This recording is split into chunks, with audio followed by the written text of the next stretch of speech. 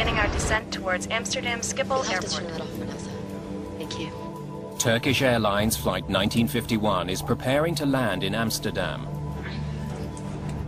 Amsterdam, Turkish 1951, descending to 7,000, speed 250. The crew is flying a state-of-the-art Boeing 737. Flaps 15.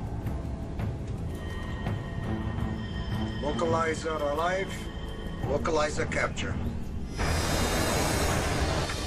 In the final moments of the flight, the landing turns into a catastrophe.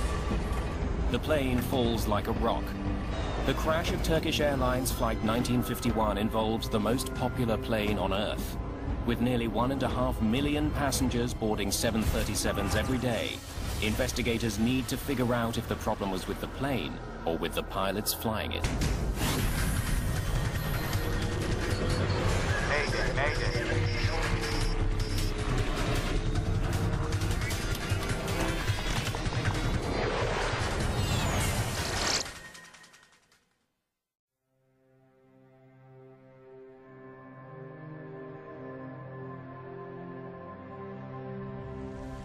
On the morning of February the 25th, 2009, Turkish Airlines Flight 1951 becomes the first plane to crash at Amsterdam Schiphol Airport in more than 10 years. It smashed into the ground really hard. It made a tremendous noise.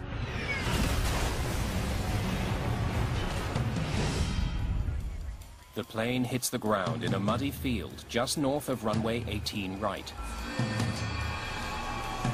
Since the crash was so close to the airport, rescue workers arrive quickly.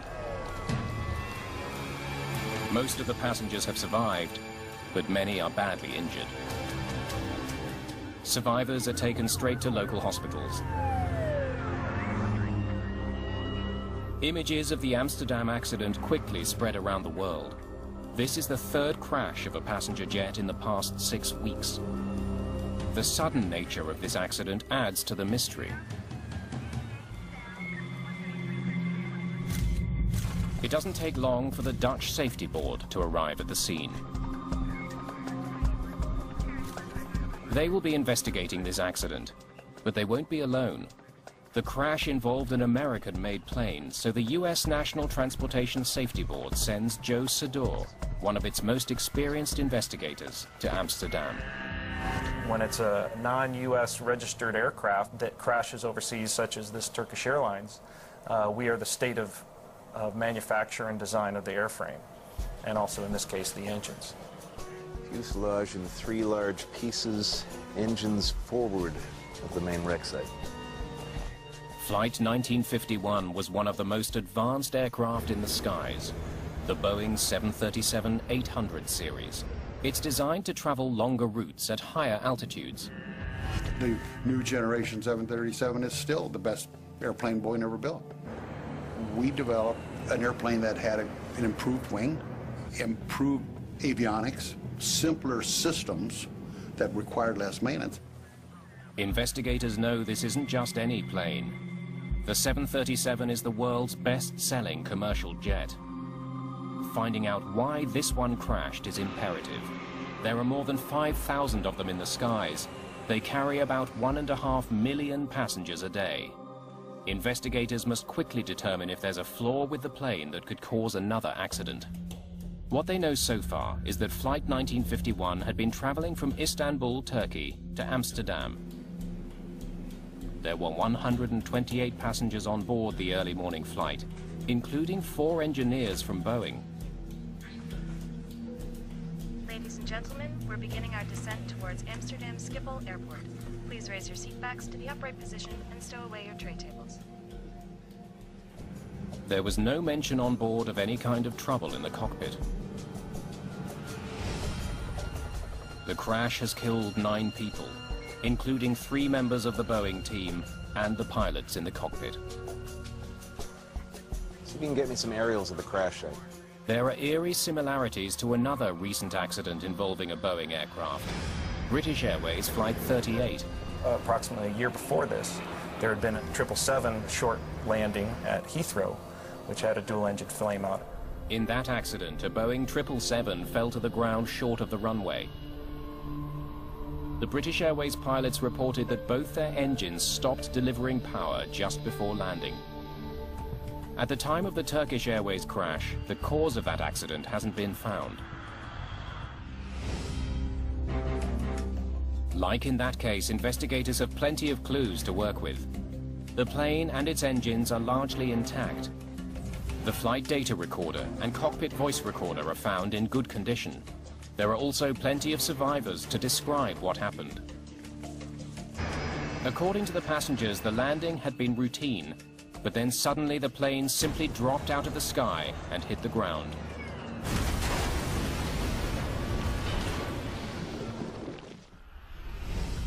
But perhaps the biggest clue comes from the crash site itself. The wreckage is not spread out. It tells investigators that the plane could not have been traveling forward at high speed when it hit the ground. The way the aircraft had crashed, it did appear to be some sort of a landing accident in which there was moderate control of some sort.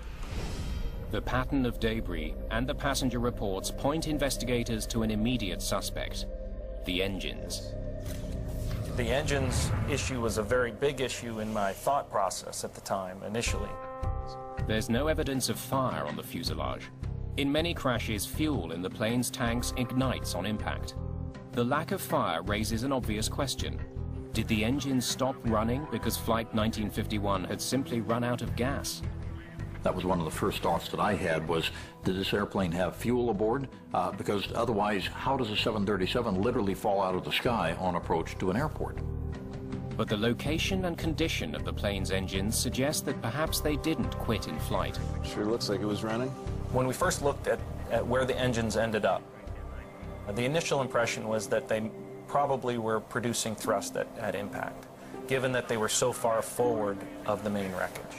That was just a very general conclusion. Only the flight data recorder can tell investigators how much power the engines were generating in the seconds before the crash. Lots of fuel. Rules that out. It doesn't take long to discover that there was plenty of fuel in the plane's tanks.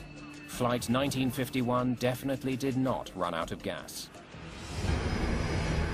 Passengers report that in the final seconds before the crash, the plane hit what felt like turbulence. It points investigators to a well-known culprit, a microburst. A microburst is a powerful column of air that shoots out of storm clouds. It can literally slam a low-flying plane to the ground. If an airplane flies into that at approach speeds, you're not going to be flying anymore. You're going to come out of the sky. Certainly, it was one of the things that all of us took a look at the beginning. Was there a microburst?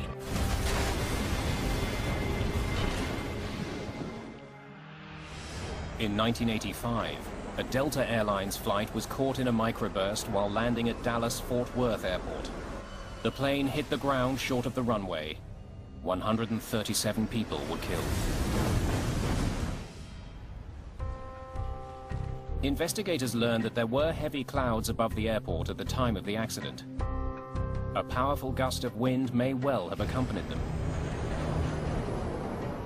The flight data recorder will have recorded wind speeds outside the plane. Investigators will need to analyze the flight data to prove the microburst theory. In the meantime, the rescue has led to an unusual discovery. There was 3 pilots in the cockpit, which is unusual. This is a 2-crew cockpit.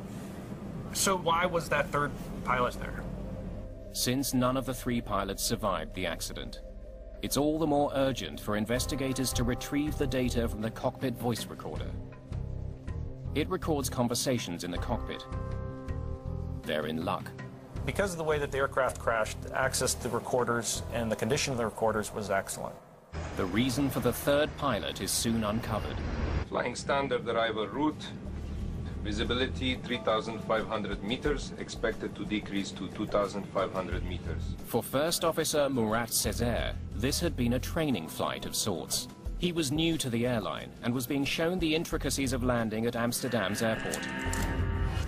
In the Jepson charts, which is what all pilots use to navigate to and from Schiphol, there's 102 pages of information on Schiphol alone. So there's dozens of approaches Runway 18 right has 3 high-speed exits to the left. The captain, Hassan Arisan, was doing double duty. He was training his first officer. Make small corrections as we get close to the runway. And was in command of Flight 1951. It's because Captain Arisan was teaching that there was the third pilot in the cockpit. Olgay Ozgur was a safety pilot. He was there to keep an eye on the flight's progress during this training mission. The purpose of that second set of eyes is to make sure that the captain and the first officer, if they are in a situation where it's a little bit of a training portion of the flight, that they don't miss something. We got a clean recording? The voice recorder reveals that the 3 crew members began preparations for landing when still above 8,500 feet. Amsterdam, Turkish 1951, descending to 7,000, speed 250.